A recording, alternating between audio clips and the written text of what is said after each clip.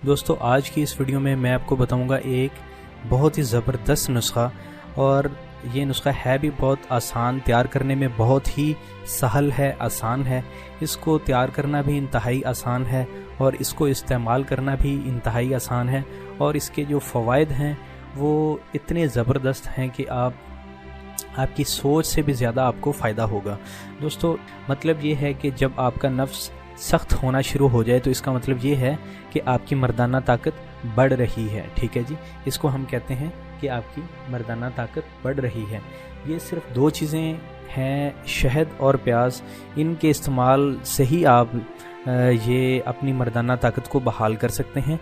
लेकिन अगर आप इस नुस्खे को जो बनाते हैं उसके बनाने में आपने बस थोड़ी सी एहतियात करनी है। वो एहतियात भी आपको बता देता हूँ कि बनाना किस तरह से है इस नुस्खे को और इस नुस्खे को इस्तेमाल करने का फ़ायदा क्या है। ये नुस्खा मैं इसलिए पेश कर रहा हूँ क्योंकि इसकी वजह ये है कि बहुत सारे भाई दोस्त जो हैं वो सऊदी अरेबिया में कोई रहता है, कोई किसी कंट्री में रहता है, कोई किसी कंट्री में रहता है। पाकिस्तान और इंडिया में तो पंसारियों से काफ़ी सारी चीज़ें मिल जाती हैं जो मर्दाना कमज़ोरी के जो नुस्खे होते हैं, लेकिन बाकी कंट्रीज़ में उनका मिलना बहुत ही मुश्किल होता है। और इसलिए ही मैं आपको ये दो चीज़ें बता रहा हूँ क्योंकि ये जो शहद और प्याज है ये पूरी दुनिया में, दुनिया के हर कोने में, दुनिया के हर मुल्क में, हर मुल्क के हर शहर में ये दो चीज़ें पाई जाती हैं। आप इन दोनों चीज़ों से फ़ायदा उठाएं और अपनी मर्दाना ताकत को बढ़ाएं और अपने नफ्स को सख्त करें। मर्दाना ताकत के बढ़ने का मतलब यही होता है कि आपकी जो है, आपका जो नफ्स वो सख्त हो जाए। टाइमिंग वो और चीज़ होती है, ठीक है जी, और मर्दाना कमज़ोरी और चीज़ होती है। ये मैं पहले भी एक वीडियो में ये 2-3 टर्मिनोलॉजीज़ को क्लियर कर चुका हूँ। मर्दाना कमज़ोरी, नामर्दी और जिनसी कमज़ोरी और सूरत अंजाल, इन सब में क्या फ़र्क है और टाइमिंग वगैरह में। बहरहाल वीडियो लंबी हो रही है, मैं क्योंकि ये नुस्खा ही बहुत मुख्तसर है, मैं आपको बस ये बताता हूँ।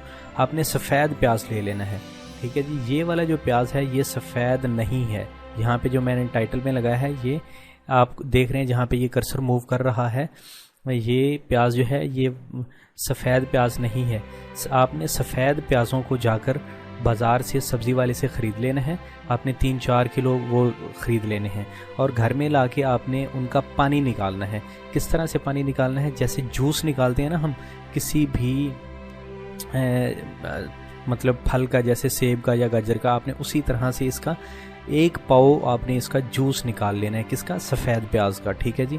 सफ़ेद प्याज आपको बाज़ार से मिलेंगे और आपको थोड़ी सी मेहनत करके लेने पड़ेंगे क्योंकि सफ़ेद प्याज बहुत ही कम मार्केट में अवेलेबल होते हैं, लेकिन दुनिया के हर कोने में बहरहाल मिल ज़रूर जाते हैं। आपने ये जो सफ़ेद प्याज लेके आएंगे, आपने उनका आपने जूस निकाल लेना है 1 पाव तकरीबन, ठीक है। उसका वज़न आपने कर लेना 1 पाव और 1 पाव ही आपने छोटी मक्खी का शहद ले लेना है, खालिस शहद लेना है, ठीक है जी। 2 नंबर नहीं लेना। खालिस शहद आपको हो सकता है थोड़ा सा महंगा मिले, लेकिन ये है कि खालिस शहद के ही फ़ायदा होगा, ये जो 2 नंबर शहद होगा उसका कोई फ़ायदा नहीं होगा।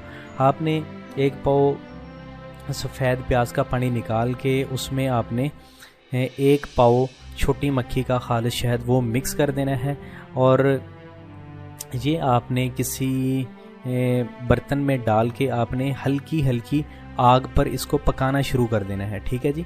हल्की हल्की आग पर पकाना है, आग को ज़्यादा तेज़ नहीं करना। जैसे ही आप इसको हल्की हल्की आग पर पकाएंगे तो घंटे में, तकरीबन 1 घंटे में, 1.5 घंटे में, 2 घंटे में, जितनी देर भी लगे, उसमें ये जो प्याज का पानी है ये बुखारात बन के उड़ जाएगा और जो खालिस शहद है उसमें अपना असर छोड़ जाएगा।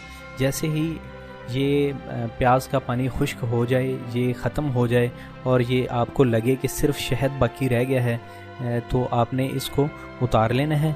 इस देगची को, जिस भी बर्तन में आप इसको पका रहे हो, आपने उतार लेना है और उतार के आपने इसे ठंडा करके किसी साफ़ सुथरे डब्बे में इसे आपने इस नुस्खे को संभाल के रख लेना है।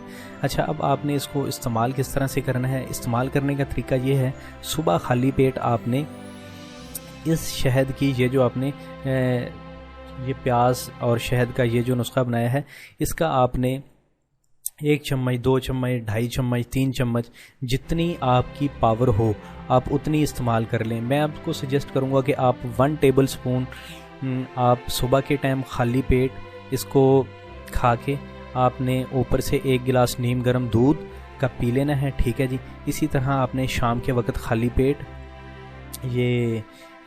ये वाला जो शहद आपने बनाया होगा नुस्खा, 1 टेबल स्पून आपने इस शहद का खा के और ऊपर से 1 गिलास नीम गर्म दूध का पी लेना है, ठीक है। ये नुस्खा खाने के बाद आप सुबह भी और शाम भी आपने 1 घंटे बाद आपने खाना खा लेना है। सुबह के जब आप यूज़ करेंगे निहार मुँह तो 1 घंटे बाद आप खाना खा सकते हैं, नाश्ता कर सकते हैं। इसी तरह शाम का खाना जो है आप इस नुस्खे को इस्तेमाल करने के 1 घंटे बाद आप इसको अपना खाना खा सकते हैं।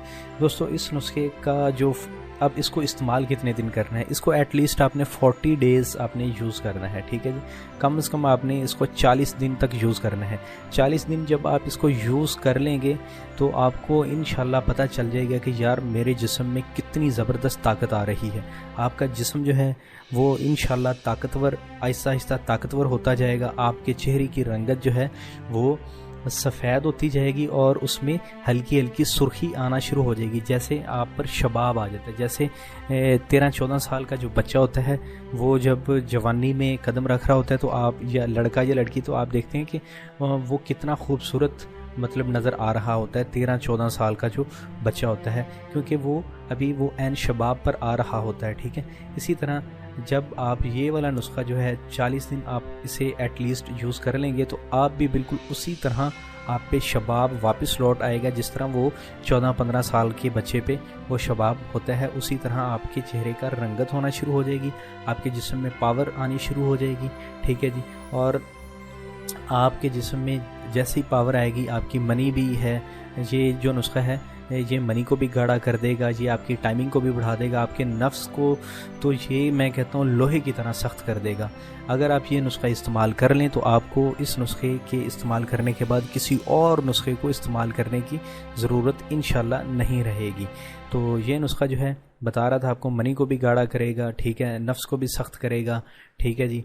उसके बाद आपके जिस्म में खून भी पैदा करेगा, आपका स्पर्म काउंट भी बढ़ाएगा, आपके चेहरे की रंगत को सुर्ख व सफ़ेद कर देगा, आपके जो जिस्म में किसी भी तरह की इन्फेक्शन है उसको भी ख़त्म कर देगा। आपका जो अगर आप CBC कंप्लीट ब्लड काउंट करवाते हैं तो उसमें एक टेस्ट होता है ESR, वो इन्फेक्शन को ज़ाहिर करता है। तो ये वाला जो है नुस्खा ये आपकी इन्फेक्शन को भी ख़त्म कर देगा, मनी से पस सेल्स को ख़त्म कर देगा, यानी पीप को ख़त्म कर देगा।